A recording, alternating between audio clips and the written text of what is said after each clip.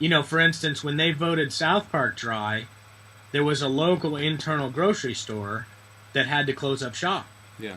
Because taking the beer out of their market, even though people did buy groceries there, taking the beer out of their market cut their profit completely to zero, or even to less than zero. So they had to close that little store. It's that little storefront that was at the end of Park Boulevard. Oh yeah, that place. On the interior of the neighborhood. Yeah, that's like an old neighborhoodish store. It had been there for 50 years. Yeah. Same family.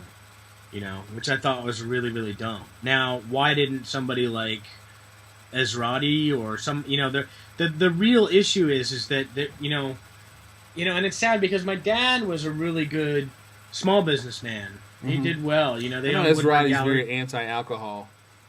Anyway, that's kind of strange. I didn't know that. Whatever. Yeah, I mean it is. I've seen it ruin many people, but whatever. I think it's okay every once in a while to have a nice beer. Well, I like to myself. I'm not really big. I used to be a really heavy drinker, but I used to drink a lot more myself, and I see the binge culture really ruining a lot of people. And did you just plug this in already? And it's kind of scary, but that's another topic. So Dayton is comparable to the basically the small farmer hogs, small hog farmers. Yeah, I mean essentially, and it's weird because my family's been in this town a long time, and people in my family have been doing a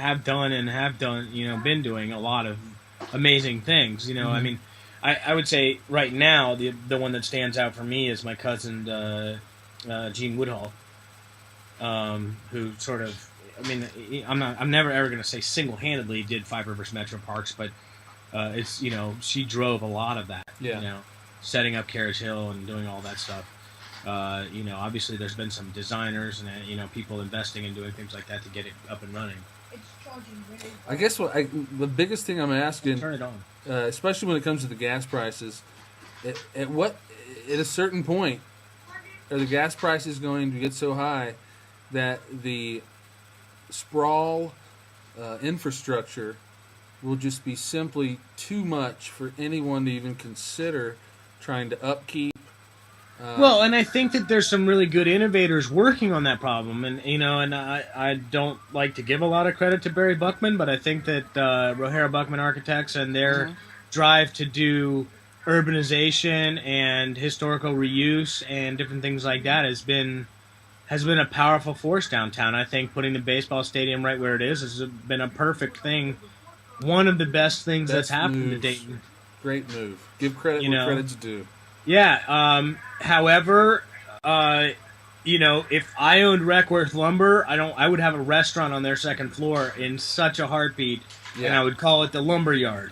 There you go. It doesn't make any sense whatsoever to not have, and to be able to stand up there and watch games, which they do. Can you claim royalties or copyright that? I quoted it here, and I've been saying it since they started.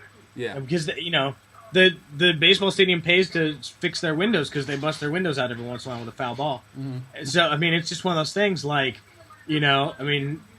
To have those seats along that window would be prime choice to place to eat dinner. They'd sell them out every night. Exactly. Every seat in the whole house. Yeah, exactly. Great, and that space up there is huge. We've got a lot of space like that in Dayton. It's all broken up into single spaces. And I was up in Toronto. I was amazed at the amount of old factory spaces that have been turned into fantastic loft spaces. And we've got some. Have you seen the Johnny Knoxville Detroit videos? No, I haven't. You should look those up. I think there's a 3-part video basically where they take him through the old Packard plant. Okay. And they, and then they say there are a lot of other buildings like this Packard plant that have actually already been cut up and reused, and then they take them over to this, like our warehouse district essentially, although I think the warehouse district has been kind of bumbling along. Yeah. And I'm not saying that great, amazing things haven't come out of there, because they have. Mm-hmm. Hamilton-Dixon had a space over there. Now Hamilton has a much bigger space that he's, splitting with Sean Walters and some puppet theater company. I don't know if you've been in that space yet, but where the motorcycle shop was on the corner of 3rd and Kiwi? Mm-hmm. It's the next building over from that. Okay, yeah. The green sign up there. Yeah, I mean, so Hamilton is one of the greatest ironworkers in the country. Mm-hmm. I mean, in terms of like the style and ability that he has to make ironwork. You know, I mean, I don't know if he can. I mean, I don't know how busy he keeps himself, but obviously he keeps himself busy enough to buy that building and to start renting it out and helping people, you know, get off their feet and get on their feet or whatever. But yeah, you know, I think there's a lot of that kind of stuff that's happening in Dayton. I mean, we just had a major artist come and do an installation at Weggers and Garden. You know, and a lot of people got involved with that. Dayton's always been, I mean, it's the soil is rich, as is the culture. You know? Yeah, and so I don't know what's going on with Tech Town. I had a really long talk with Ryan McClin the other day because she landed in my lead sheet when I was making phone calls for insurance. Yeah, we talked about a lot of things, man. Yeah. Like, you know, I never got back. I mean, she told me to call her back, and she never answered her phone after that. Is she better off the record than she is on the record? Really couldn't say. I mean, I'm sure she said some things to me that she probably would never say on the record. Yeah. I mean, I think she spoke with some.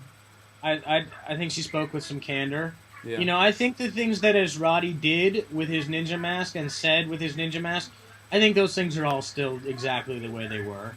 Not to say that Roddy didn't try to change them or try to bring it to the forefront, but nobody pays attention to it. You know, they really don't, and they don't know why they don't pay attention to it. They just don't. This town it's got so much potential. Yeah. My, you know, it is the.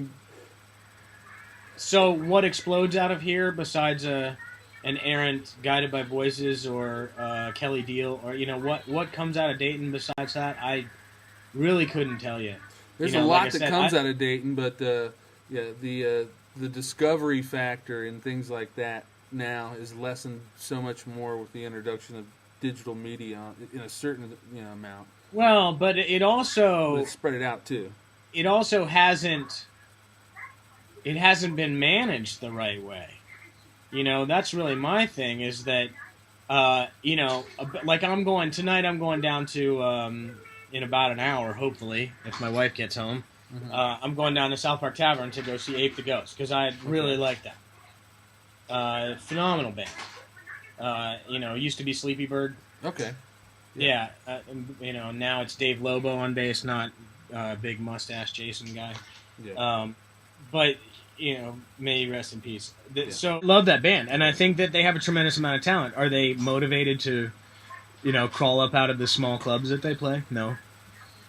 You know, they have an amazing amount of talent, but they just don't. You know. Well, at the same time, too. So I think that what this town lacks, that it used to have a lot of, is like that little midget Mickey who like has left almost an indelible mark on the shape of Dayton. Mm-hmm. You know, by becoming Lou Lawler's first manager and then pissing off the city of Dayton or getting pissed off the city of Dayton enough to put in all the porn shops. He's left this. No, I mean that's what he did. Yeah. He tried to put a wrestling arena downtown, and they said no. and so he went to his lawyers because he had money, and he was like, "What else can I do?" And the guy said, "Pretty much anything."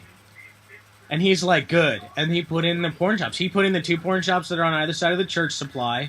Okay. Right, or is it 2 church supplies and a porn shop? I can't remember. Is he still alive? That midget, I have no idea. I would love to talk to him, but no, I don't think he is. I mean, I think this was '60s, like I said. Okay. You know, at 5th Street, the Oregon District I grew up in the Oregon District. You know, I don't know if you know where my house was. It was right, the big, huge brick house right behind Newcomb's. Oh, okay, I know exactly what you're talking about. Yeah, the 419 with the inset front porch. Okay. I grew up there. I mean, and we had this tremendous life there. It was really a lot of fun. You know, some nights were better than others. Like when they closed the street down, we'd sit on the roof and count how many people pissed in our yard. But, you know, which was, you know, good times. It's fun memories of that. But, yeah. I mean, we sat up there on the porch and drank beer and threw shit at him, too. So, you know, whatever. It goes both ways. Yeah, well, on 4th of July, like, we had a kind of a battle with Newcomb's where we had, you know, like M80s with a slingshot, and we'd throw them up on the roof and we try to land them right on the edge of the roof so they'd blow up and make a loud noise in their backyard before they had the patio. Yeah. But just to say, I mean, like, you know, they put in a lot of nice restaurants. You know, now there's a pretty decent little deli down there on, you know, the 5th Street Deli. which is in the space that Paprika's used to be in, which used to be my dad's building that he had the Fifth Street Gallery in, and before that, I think he had a plant shop in there. But let's talk about foreclosures next time. Sure. Because, and maybe like, you were talking about, is there another way to run our society without having banks and legal systems involved in the structures in which people live? Yes, because we could rid ourselves of Reaganomics if we really wanted to. Yeah. Because that is what has basically destroyed this country. Well, let's talk about the banking crisis and how it is killing Dayton and the country. I got to get going because my batteries are running out. I can tell you some interesting story on that. I know you're a born commentator, dude. I really think that we should put together a think tank of people who are really concerned, who are really trying to do good things in Dayton. Get a couple of good local, not Better Business Bureau kind of thing, but and not like a Lions Club or something like that, but a group of people that like aren't beholden to some custom of expectation that limits the free thinking idea that could possibly come up with something genuinely good. And I definitely don't want to call it teabagging or libertarian or whatever, but like something that is. How about citizens group? Yeah, sure. I mean that's it. Dayton and I like that. Group. Yeah. It doesn't need a label or we're this or we're that. Everyone's a citizen, and they should consider themselves a citizen, certainly. Yeah. All right, man. Hey, you have a great night. Thanks for your time. Yeah, if you can make it, come on down to South Park Tavern. Have you checked out any of the videos we've been doing?